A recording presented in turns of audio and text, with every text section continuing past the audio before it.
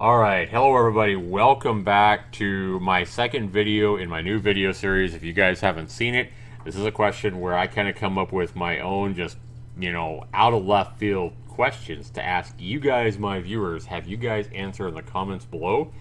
And then in the following video, which I'm going to put up on Mondays, Wednesdays, and Fridays, I'm going to try to have these videos out between 6 and 7 Eastern.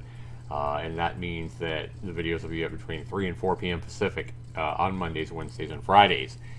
Now, last Friday, I asked my first question in my new What If Questions That Make You Go, video. I asked, what would happen, if, there's a scientist and he's been, he's avid for studying dreams and dream interpretation.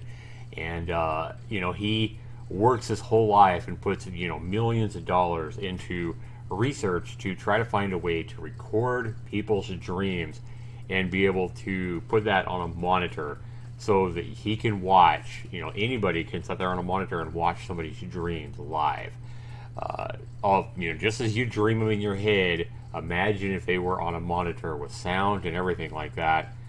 I think a lot of people would think that would be horrifying, not only to watch theirself, to go back and say, oh my God, I dreamt that. Oh my God, I dreamt, what the heck am I doing here? Because they may not even remember the dream. So it'd be horrifying. I think it would be horrifying, honestly, myself, to go in and watch my own dreams. I think that I think it'd be cool. I think it would be fascinating to be able to go and watch a whole night of my dreams live, or have it recorded and be able to go watch that. But to allow other people to watch my dreams, I can't even imagine what might come out by allowing other people to watch your dream. Now, I kind of teamed up with my son, my 13-year-old son, who said, oh yeah, Dad, no problem. I barely remember my dreams anyway. Why not just let people watch my dreams on a live broadcast, on a live stream, and collect $1 million? So he had no problem with that. I mean, my son loves money, and I know what my son would do with $1 million.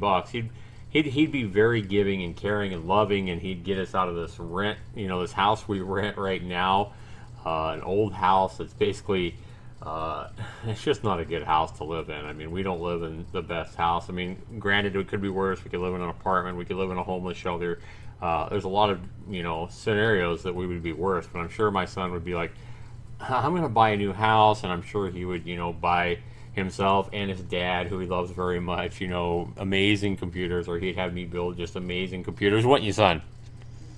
You would have us build. You would have awesome computers and 4 PlayStation 4s and all the cool games, and he would have all the electronics. He's just like his dad through and through. The things that I want, he would be wanting to, with that $1 million. And so he'd have no problem displaying his dreams for one night to the world on a live stream. And, I was sitting there thinking about this scenario, and I could, if it was possible, if it was ever possible to put somebody's dreams on a video, I can totally imagine how somebody like this might have invested all their money just to get the research to build this one prototype machine. And now they need more money because they need to start advertising and marketing and having more dream machines built, or have the ability to market this product and advertise it, and then start selling the ability to privately record people's dreams for them, etc., etc. Because I'm sure there'd be tons of people around the world that would pay good money for this kind of technology, for the fascination of being able to go in and watch their own, have a DVD made of their own dreams for one night, and either go and watch them by themselves, or watch them with their loved ones or family, or live stream their own dreams for people to watch, whatever. It would be a product that would sell, I think. But I asked you guys, my viewers, to comment down below so we could talk about it. So I'm going to go ahead and pick a couple of comments from my video. Unfortunately, not a whole lot of people commented on my video. It did get 9 likes. I appreciate everybody that watched the video and liked it. But we have Alexander Rodriguez said, yes, so I can remember my dreams after I wake up. So he would take the $1 million, but more than the $1 million, it sounds like he would just like to remember what the hell he dreamed. So he'd do it just to see what he dreams himself. Again, I think that would be scary to show the world something you are not even aware of yourself. Rock and Roll says no because I don't dream. Well, I think everybody dreams. It's whether you remember them or not. That's the question. So yes, Rock and Roll, I think scientists and everybody has proven that you dream. You dream. I guarantee you that you dream. You just don't remember your dreams because you're whatever, your subconscious just doesn't alert you enough. You're not you're not in tune enough with your subconscious, would be my guess. Something along those lines to where you can remember them easy. So maybe everybody's different.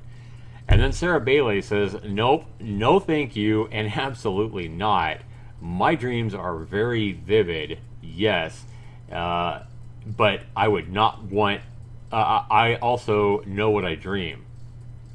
So Sarah says she knows what she dreams, and she doesn't want the whole world seeing whatever it is she dreams. So yeah, Sarah, if you're dreaming that you're eating peanut butter and pickle sandwiches and you don't want the world to know what you're eating, then I can understand that.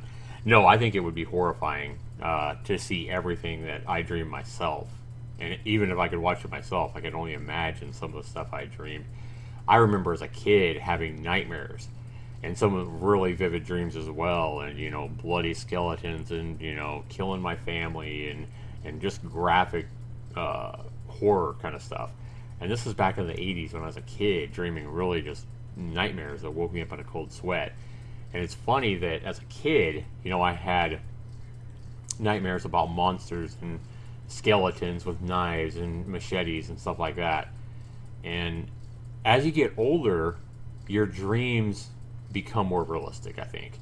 I've noticed that as I've got older, instead of dreaming about monsters and crazy things like that, the bad dreams I have are of bad situations with my family, and they're more plausible in a lot of situations. They're actually things that have either happened or things that could easily happen, and it's a lot more realistic as you get older. At least I've found that out, and I know I've heard other people talk about that. But for $1 million and with your identity, which I asked in the question, I said your identity would be released to the world, your dreams. That would be money is very tempting for me. I would probably be very tempted if that $1 million was sitting there in a briefcase, ready to go to broadcast my dreams to the world. But I think it would be very, very scary to do that. Like I said, I'd be scared myself just to see that, and to have it portrayed to the whole world and them know, hey, I had this dream. I think that even though it's a dream, I think it could, be taken out of context, especially the first time the whole world's ever been, seen your dream. So I think if the opportunity presented itself, though, I think it'd be hard to pass up, and I'd probably do it. In these situations, it's always hard to give an honest answer about what you would actually do in that situation, because the $1 million is not right here in front of me, and there's no such technology to be able to broadcast somebody's dreams to the world or put it on a monitor. But I believe that if that scenario was to arise with me, I think the money would be just too tempting to me, and I would be able to say, you know what, whatever I dreamt wasn't really me, it was my subconscious thinking, and I would be able to excuse anything that happened. So even if I dreamed of me murdering the world, murdering everybody in the whole world with a freaking pocket knife, and that's what I did in my dream, I'd be able to say, it's just a dream, it's not real, thanks for the $1 million. So I don't see how it could really hurt you. So yeah, I'd probably take the money. But that was my analysis of my first question, me answering my own question from Friday. If you guys have any comments, or you guys want to answer this question again, be sure you do so down in the comments below. And again, these videos are videos that I will pick out answers and talk about them on my next video, my next What If Q.T.M.Y.G.H, which stands for questions that make you go All right, everybody. So we're going to go ahead and ask a new question here, which we will, hopefully get some comments about in the comments down below. So if you want to answer this question, be sure you do. My second question for the second video in my new What If series, what if Q.T.M.Y.G.H, is just this. If you had to take yourself and say your life, your thoughts, your soul, your very soul is best demonstrated by one product out there, whatever it is, who are you? Are you a bag of Doritos? Are you a Mountain Dew? Are you an Xbox One? Or maybe you're fiery red and you think that you're sporty. Maybe you are a fancy sports car. Give me a brand. Give me what type of sports car you are, though. Maybe, though, you think you're dreamy and maybe you want to go as far as to say that you're a hot air balloon in a cloud-filled sky. Whatever it is, I want you to tell me your soul, your personality. How would you best put you into a product out there that exists that best matches who you are? I think this could be a very interesting question, and this is my what if question of the day. What if you had to put yourself and your personality, your soul, into a product? What product best describes or best shows who you are? That's my question for you guys. Be sure you comment down below. Let me know what product you are. Be honest about it. Let me know what product out there best describes who you are and why. Be imaginative and be descriptive. Give details on why you think you're a can of soda, or why you think you're a bottle of French perfume. Whatever it is that you think best shows who you are, let me know down in the comments below, and I'll pick out some comments and read them in my next What If Q.T.M.Y.G.H video coming out on Wednesday.